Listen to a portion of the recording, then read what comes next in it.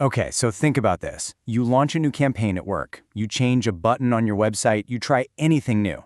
How do you actually know if it worked? I mean, really know. How do you get past just a gut feeling and have actual data to back up your decision? Well, that's exactly what we're going to break down right now. Right. Imagine a company sinks a ton of cash into a big, flashy promotion. And yeah, sales tick up a little, but was that because of the promo? Or was it just a random good week? Maybe the weather was nice. Answering that question is so important, and you can't just guess when there's real money on the line. You need a process, a kind of statistical detective kit to figure out what's really going on.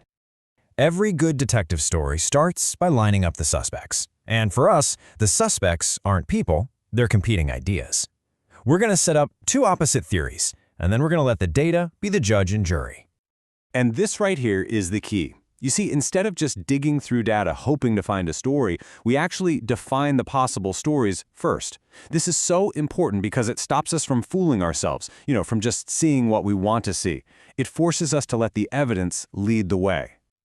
So, let's meet our two main suspects. On one side, you've got the null hypothesis, or H0. Just think of this as the boring old status quo. It's the default idea that nothing has changed, no effect, business as usual. And on the other side, we've got the alternative hypothesis. This is our new claim. This is the exciting idea we're actually testing for, that our change did make a difference. And this is absolutely crucial. Just like in a courtroom, we start by assuming the status quo is innocent. We give it the benefit of the doubt. The burden of proof, it's all on our new claim, the alternative, to come forward with some really strong evidence to prove that something has actually changed. Now here's the thing. We can almost never test everybody or everything, right? We have to work with a smaller sample. And that's where risk comes into play. The risk that our small slice of the world might not tell the whole story, that we could end up drawing the wrong conclusion. So this is the fundamental challenge we have to tackle. If our sample looks different, is it because things are really different now? Or did we just get a weird, unrepresentative sample by pure random chance? We've got to have a way to manage that uncertainty. And this slide just nails the two ways we can mess up.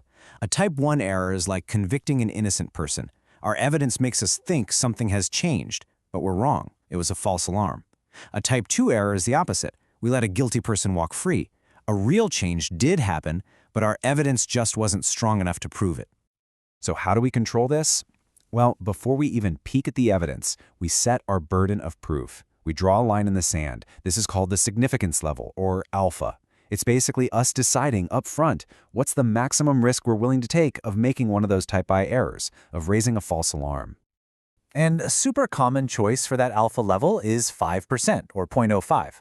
It's mostly just a historical convention, but it strikes a pretty good balance.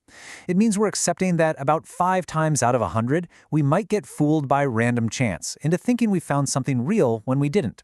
It's our bar for beyond a reasonable doubt.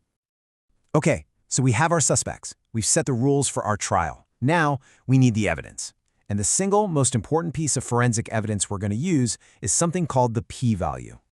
This is the exact question the p-value is designed to answer. It's one little number that tells us precisely how strong or, how weak our evidence is against that innocent until proven guilty status quo. All right, let's break this down, because it is the core idea. The p-value asks a really specific what-if question.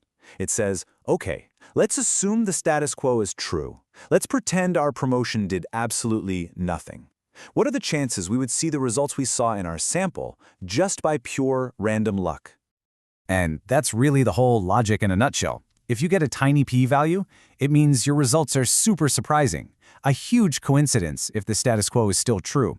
And that's strong evidence that, hey, maybe the status quo isn't true anymore. But a big p-value, that just means your results are totally expected, even if nothing changed. No reason to doubt the status quo. All right, enough theory. Let's get our hands dirty and actually use this detective kit. We are going to solve the Pine Creek Golf Course mystery. So here's the setup. This golf course wants to attract more women, so they run a big promotion. The manager now needs a real data-driven answer to a simple question. Did it actually work? First things first, we need our status quo, our null hypothesis. So historically, 20% of the players at this course have been women. That's our baseline. Our null hypothesis is that after the promotion, nothing changed. It's still 20%. Now for the evidence. After the promotion, The course takes a random sample of 400 players, and they find that 100 of them are women. Okay, so that's 25%. Our sample is definitely showing an increase. And here it is. This is the million-dollar question for our whole investigation. Is that 25% in our sample strong enough evidence to say the overall number of women players has gone up? Or is it possible we just got lucky with our sample of 400? Is it just random noise? The statisticians go away, they run the numbers, and the lab results are in. They calculate the probability of getting a sample of 25% women if the real number was still 20%. And the result? Our p-value is 0.0062. So now it's judgment time. We take our evidence, that p-value of 0.0062, and we compare it to the line in the sand we drew earlier, our significance level of 0.05.